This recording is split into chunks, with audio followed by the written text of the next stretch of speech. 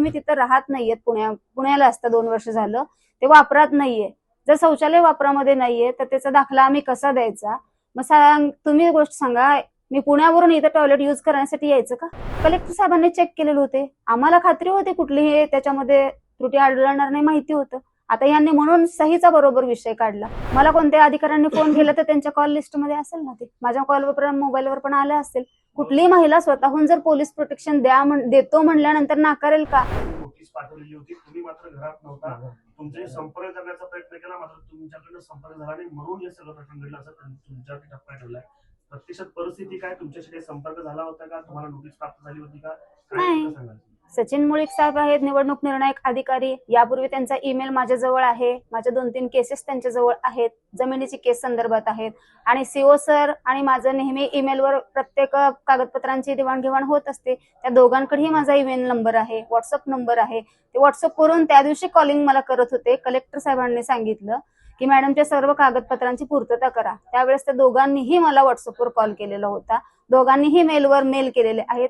मग त्यावेळेस त्यांना माहिती होतं ईमेल आहे, तर ईमेलवर त्यांनी पाठवायचं होतं मला, ज्या त्रुटी होत्या त्या त्रुटी सांगायच्या होत्या. किंवा ते म्हणतात घराला लावले, दरवाजाला लावलं आमच्या, आणि मी तिथं नव्हते. तर प्रत्येक आता महाराष्ट्राला माहिती झाले, गेले 2.5 वर्ष झालं उज्ज्वला तिथे अनगरच्या घरी राहतच नाहीये ना. तिला एवढा पोलीस बंदोबस्तामध्ये फक्त फॉर्म भरण्यासाठी जायचं होतं, मग ते अनगरच्या घराला जाऊन नोटीस लावली, हे हास्यास्पद वाटत नाही का? जाणीवपूर्वक त्यांनी बंद घराला लावलं आणि त्यामुळे ते तुम्हाला अपील करता येऊच नाही, तुम्हाला त्याच्यामध्ये सही करता येऊच नाही, ते त्यासाठी षडयंत्र असलं. हो, ते आता ते निश्चितपणे ते समोर दिसूनच येतं. आणि काल मी ज्या ठिकाणी थांबले तर त्यांनी कोतवाला मार्फत मला आम्ही मागितल्यानंतर परवा दिवशी मी मेल केला, तर काल मी जिथे थांबले, जिथे माझी राहण्याची सोय आहे, तर तिथे त्यांनी आणून दिलं परत ते. मग ते त्या दिवशी देता येत नव्हतं का त्यांना? नाही, त्यांचा कॉल आला नाही, व्हॉट्सअप कॉल नाही, काय ईमेल नाही, काही नाही, किंवा साधा कॉल नाही. निवडणूक निर्णय अधिकारी तुमचा तो अर्ज दाखवला, ज्या ठिकाणी सही अपेक्षित होती त्या ठिकाणी सही ते ब्लँक दिसत होती. मग तुम्ही सही केलेली होती की नाही? 5 पेपरवर माझ्या मुलाच्या सह्या होत्या, 6व्या पेपरवर सही नसेल असं कसं होईल? मग त्यांनी तो ऍक्सेप्ट केलाच कसा? तसं शक्यच नाहीये ना. बरं, जर झालं असेल तर त्यांचं लगे काम होतं सांगायचं. दुसऱ्या दिवशी त्यांनी 4 वाजता बंद घराला जाऊन लावतात, याच्यावरून लक्षात घ्या ना. जी व्यक्ती तिथे राहतच नाहीये म्हणून त्यांनी मला शौचालयाचा दाखला दिला नाही, शौचालयाचा दाखला मागण्याचा मी त्यांना मेल केला सीओ सरांना, तर त्यांनी मला रिटर्न मेल केला की तुम्ही तिथं राहत नाहीयेत, पुण्याला असता 2 वर्ष झालं, ते वापरात नाहीये. जर शौचालय वापरामध्ये नाहीये तर त्याचा दाखला आम्ही कसा द्यायचा? मग तुम्ही गोष्ट सांगा, मी पुण्यावरून इथं टॉयलेट युज करण्यासाठी यायचं का? मग मला त्यांनी दाखला देणार होते का? त्यांनी दिलंय हास्यास्पद गोष्ट, तसं मला त्यांनी मेल केलेलं आहे. आणि पुन्हा त्या बंद घर आहे ह्यांना माहिती असताना तिथे जाऊन नोटीस ह्या लावणं कसं आहे? मग हे संशयास्पदच आहे ना.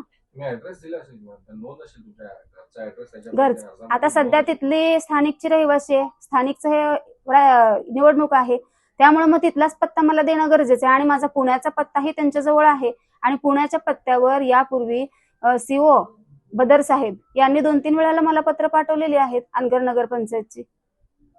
त्यांचं असं मत आहे की तुम्ही छाननीच्या दिवशी तिथं उपस्थित राहणं अपेक्षित होतं, कारण छाननी ही त्या उमेदवारांसमोर होणं अपेक्षित असतं, मात्र त्यांच्या कोणी वकीलही आले नाहीत. आणि त्यावर त्यांचं असं मत आहे की त्यांना पोलिसांकडून देखील फोन गेलेले होते की तुम्ही जर जाणार असाल तर तुम्हाला आम्ही पोलीस संरक्षण देऊ, मात्र तुम्ही ते देखील नाकारलं. त्यामुळे तो ठपका जो आहे तो तुमच्यावर ठेवतात की तुम्ही उपस्थित नव्हते छाननीला.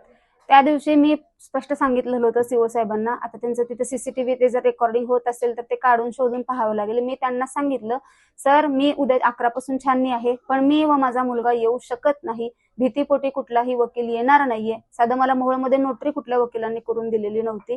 मग आमचे वकील जर आले तर ते येऊ शकतील, किंवा वॉइस कॉन्फरन्स असेल तर सांगा, ती लिंक पाठवा, आम्ही ती जॉईन करू.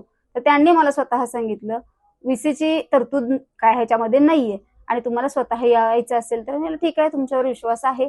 आणि मोहोळचे PI यांना माझा कुठलाही संपर्क झालेला नाही, मी पोलीस प्रोटेक्शन मागितलं नाही माझा, कारण आमचे सर्व डॉक्युमेंट्स कलेक्टर साहेबांनी चेक केलेले होते, आम्हाला खात्री होती कुठलीही त्याच्यामध्ये त्रुटी आढळणार नाही, माहिती होतं. आता यांनी म्हणून सहीचा बरोबर विषय काढला. आम्हाला एकतर कागदपत्र नव्हती कोणती, तर प्रमाणित यादी 10/11/2025 प्रमाणेची, आणि शौचालयाचा दाखला, आणि तिसरं म्हणजे बेबाकी दाखला, तर ते तिथे गेल्या गेल्या आम्हाला देण्यात आलेलं होतं. म्हणजे ह्यांना त्रुटीच नव्हती, ती मुलाच्या ह्याच्यावर. त्यांचं असं मत आहे की आम्ही पोलीस प्रोटेक्शनसाठी त्यांना विचारलं होतं छाननीला ज्यावेळेस तुम्ही येणार आहात किंवा नाही, तर त्या संदर्भात पोलीस प्रशासनाकडून स्टेशन डायरीला सुद्धा त्याची नोंद आहे की 2 वेळा तुम्हाला पोलीस प्रशासनाकडून फोन आले, मात्र आपण पोलीस प्रशासन नको, मी तिथे जाणार नाही अशा पद्धतीने सांग असं त्यांचा दावा आहे. मला कोणी फोन तुम्ही केले? का नाकारलं? हे कुठले- नैतिकदृष्ट्या चुकीचं आहे असं त्यांचं मत आहे. मला कोणत्या अधिकाऱ्यांनी फोन केला तर त्यांच्या कॉल लिस्ट मध्ये असेल ना, ते माझ्या कॉलवर मोबाईलवर पण आलं असेल.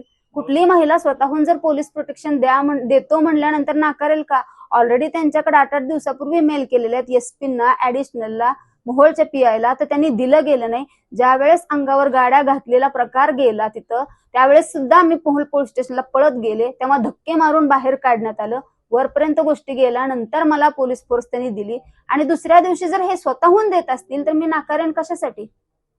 पीआय सरांना बोलवा, तुम्ही त्यांची मुलाखत घ्या. मी कधी त्यांना कॉल केला नाही का त्यांचा कॉल रिसिव्ह केला नाही, हे पीआय सरांना विचारू शकता. आता काय अपेक्षित आहे तुम्हाला कोर्टाकडून, काय निर्णय येणार? न्यायदेवतेवर माझा विश्वास आहे. वकील सरांना आता जे डॉक्युमेंट्स वगैरे आहेत आम्ही सर्व आता लिगली सगळे तिथं दाखवलेले तर आहेत. आता न्यायदेवतेच्या हातात आहे आणि विश्वास आहे आम्हाला न्याय मिळेल.